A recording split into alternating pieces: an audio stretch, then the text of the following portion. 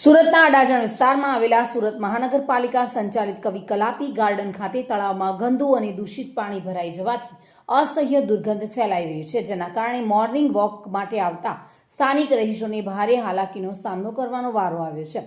સુરતના અડાજણ વિસ્તારમાં આવેલું કલાપી ગાર્ડન આસપાસના લોકો માટે સવારની કસરત અને વોકિંગ માટેનું મુખ્ય સ્થળ છે. જોકે તળાવમાં ભરાયેલા ગંદા પાણીને કારણે ફેલાતી તીવ્ર દુર્ગંધ એટલી બધી છે કે લોકોને મોઢા પર રૂમાલ બાંધીને ચાલવાની ફરજ પડી રહી છે.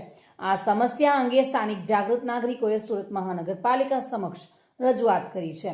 લોકોની મુખ્ય માંગ છે કે મહાનગરપાલિકા દ્વારા તાત્કાલિક ધોરણે આ તળાવનું ગંદુ પાણી સંપૂર્ણપણે કાઢી નાખવામાં આવે અને તેમાં નવું સ્વચ્છ પાણી ભરવામાં આવે, જેથી ગાર્ડનની સ્વચ્છતા જળવાઈ રહે અને લોકોને દુર્ગંધમાંથી મુક્તિ મળે. રહીશોએ મહાનગરપાલિકાને વહેલી તકે આ મામલે પગલાં ભરવા માટે વિનંતી કરી છે. સામાજિક કાર્યકર્તા મહેશભાઈ પટેલે ખાસ જણાવ્યું હતું કે ડ્રેનેજનું ગંદુ પાણી આઉટલાઇન દ્વારા તળાવની અંદર ઠલવાઈ રહ્યું છે અને ખૂબ જ દુર્ગંધ મારી રહ્યું છે.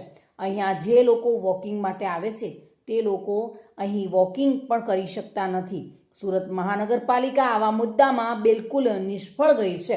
આટલું મોટું ગાર્ડન હોવા છતાં તેમાં આ રીતે ગંદુ પાણી છૂટતું હોય અને કોઈને પડી ન હોય ત્યારે તેઓ ફરિયાદ કરી રહ્યા છે અને હજુ પણ જો નક્કર કામગીરી નહીં થાય તો અહીંયા ટ્રીટમેન્ટ પ્લાન્ટ પણ આવેલો છે, જેમાં ગંદુ પાણી ચોખ્ખું કરવામાં આવે છે.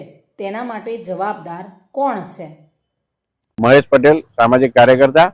અત્યારે આપણે અડાજણ ગામ કવિ કલાપી ગાર્ડનમાં ઊભા છીએ અને અત્યારે ડ્રેનેજનું ગંદુ પાણી આઉટલેટ દ્વારા તળાવની અંદર ઠરવાઈ રહ્યું છે અને એટલું અસહ્ય દુર્ગંધ મારે છે કે જે લોકો વોકિંગમાં આવે છે, અહીંયા ચાલવા આવે છે પોતાની તંદુરસ્તી સારી રાખવા માટે, તે લોકોથી ચલાતું નથી. પાણી વાસ મારે છે. કેવી રીતે તંદુરસ્તી જળવાશે અને કંઈ સમજ નથી પડતી.